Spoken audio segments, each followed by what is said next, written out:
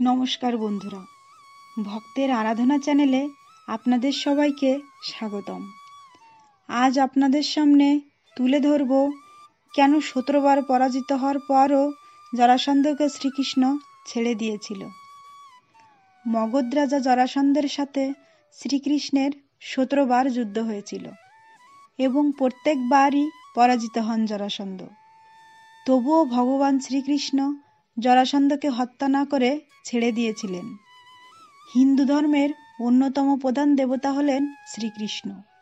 তিনি সর্বশক্তিমান এবং পৃথিবীর ধারক ও বাহক।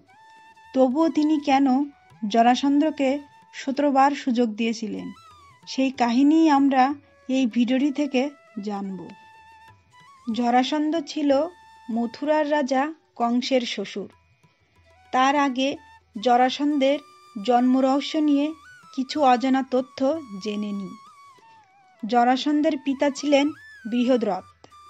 তিনি কাশীরাজের 2 যমজ কন্যাকে বিয়ে করেন। রাজা বৃহদ্রথ তার 2 রানীকে ভীষণ ভালোবাসতেন। সুখের সংসারে রাজার দুঃখ একটাই ছিল যে তাদের কোনো সন্তান ছিল না।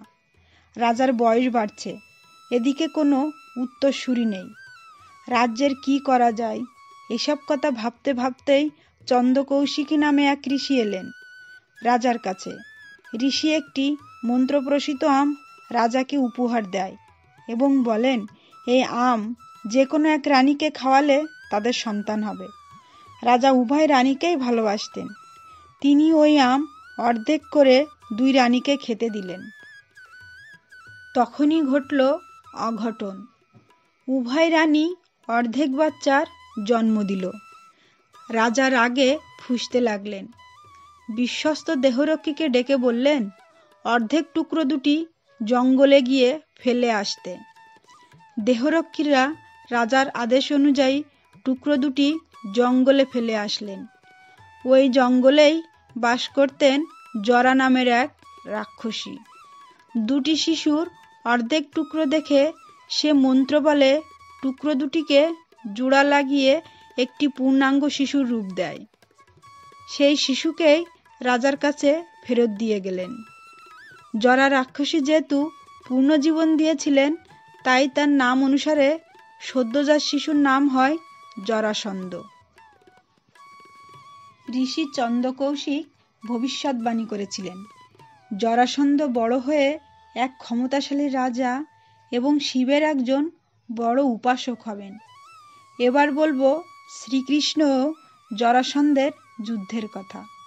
ভগবান শ্রীকৃষ্ণ জরাসন্ধের জামাই মথুরার রাজা কংসকে বধ করলে ভীষণ রেগে গেছিলেন জরাসন্ধ। তিনি কৃষ্ণ এবং বলরামকে মারার উপায় বের করতে থাকেন। 17 বার তিনি শ্রীকৃষ্ণের সাথে যুদ্ধে লিপ্ত হন। প্রত্যেকবার শ্রীকৃষ্ণ জরাসন্ধের সৈন্যকে হত্যা করতেন এবং জরাসন্ধকে ছেড়ে দিতেন।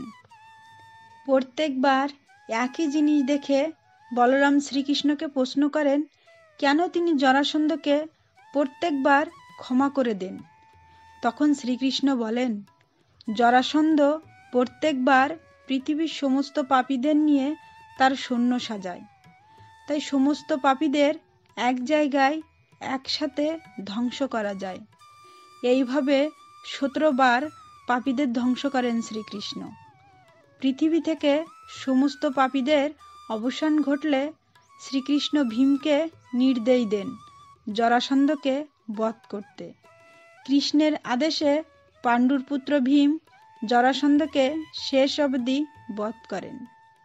বন্ধুরা, আর এখানেই শেষ হলো জরাসন্ধের কাহিনী। এরকম আরও ভালো ভালো গল্প পেতে আমার চ্যানেলটিকে সাবস্ক্রাইব করবেন আর আপনার প্রিয়জনদের কাছে শেয়ার করবেন। ঈশ্বর আপনাদের মঙ্গল করুক।